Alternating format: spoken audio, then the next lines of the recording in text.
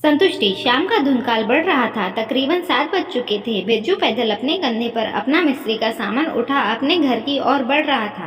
पेशे से एक मकान बनाने वाला मिस्त्री है बिरजू, जो कि रोज चौक पर जाकर सुबह खड़ा होकर काम करवाने वाले मालिकों की राह तकता था। यही उसकी पारिवारिक रोजी रोटी कमाने का एकमात्र साधन है। बीते 2 दिनों से वह एक बंगले की रिपेयरिंग का काम कर रहा था।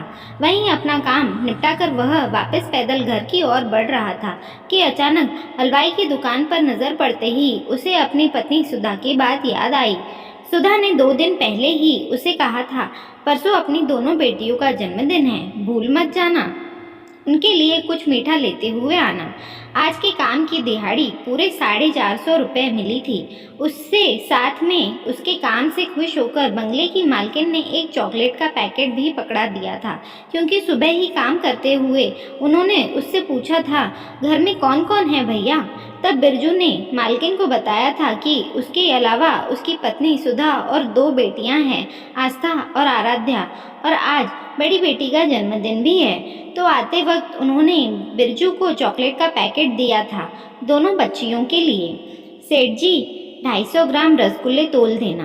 कंधे से सामान उतारते हुए बिरजू बोला, और पेट के अंदर की चोर जेब से रुपए निकालकर उसने हलवाई की ओर बढ़ा दिए।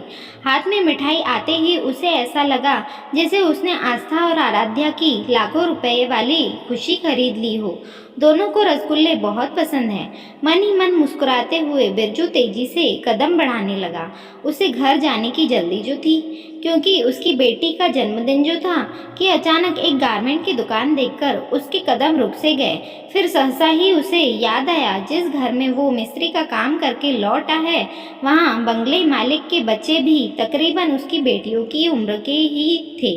बंगले मालिक के बच्चों ने कितने महंगे कपड़े पहने हुए थे, और हाँ, दोनों बच्चों के पास मोबाइल भी था, वो भी अलग अलग बड़े वाला। और वो दोनों बात बात पर मॉम डैड जाने क्या क्या कहकर साहब मैडम को बुला रहे थे। कितनी अच्छी किस्मत है उनकी। अच्छा बड़ा घर, नए नए बढ़िया कपड़े, बड़ा टीवी, मोबाइल और भी जाने क्या क्या था। और एक मैं क्या दे पाया अब तक अपने बच्चों को, यही सोचते हुए उसकी आंखें भीग गई और मन कुंठित हो गया। वह उदास सा हो गया था। आस्था के पास ले देकर एक ही अच्छा सूट सलवार है, जिसे वो हर त्योहार पर पहन लेती है और फिर बक्से में रख देती है अगली बार के लिए। तो वहीं आराध्या कभी कभी जिद कर जाती है नए कपड़ों की। छोटी है ना अभी, उसे अभी समझ नहीं है। उसने मन ही मन पक्का किया कि कैसे भी जोड़ तोड़ और मेहनत से रुपए बचाकर वो अपनी दोनों बेटियों को नए कपड़े दिलवाने ही हैं। अभी मेरे और सुधा की तो चल ही रही है। उसने तो शुरू से ही मेरा साथ निभाया है, कभी कोई शिकवा शिकायत नहीं की। उन्हीं 2 पुरानी साड़ियों में ही खुश रहती है, मेरी तरह। ले देकर उसके पास भी वही पुरानी पैंट कमीज है, जो एक बार एक फ्लैट के काम करते हुए खुशी से फ्लैट मालिक ने उसे दी थी। मगर मेरी बेटियां, आखिर उन्हें दे क्या पाता हूँ। कभी दिन त्योहार पर नए कपड़े नहीं लेकर दे पाया अब तक। आज मेरी बेटी का जन्मदिन है, आज भी उसकी मिठाई खरीदने की खुशी दूर उड़ चुकी थी। सोचते सोचते बिरजू घर आ पहुंचा। दरवाजे पर कदमों की आहट से रोज की भांति सुधा तुरंत बाहर निकल आई थी, और रोज की ही भांति एक आत्मीय मुस्कान के साथ उसने बिरजू का मुस्कुराते हुए स्वागत किया। नवनीत, बिरजू ने पूछा ही था कि आस्था और आराध्या के बारे में, कि भीतर से दोनों पापा जी कहते हुए सामने आ खड़ी हो गई और उसे स्नेहपूर्वक पकड़कर अंदर ले आई।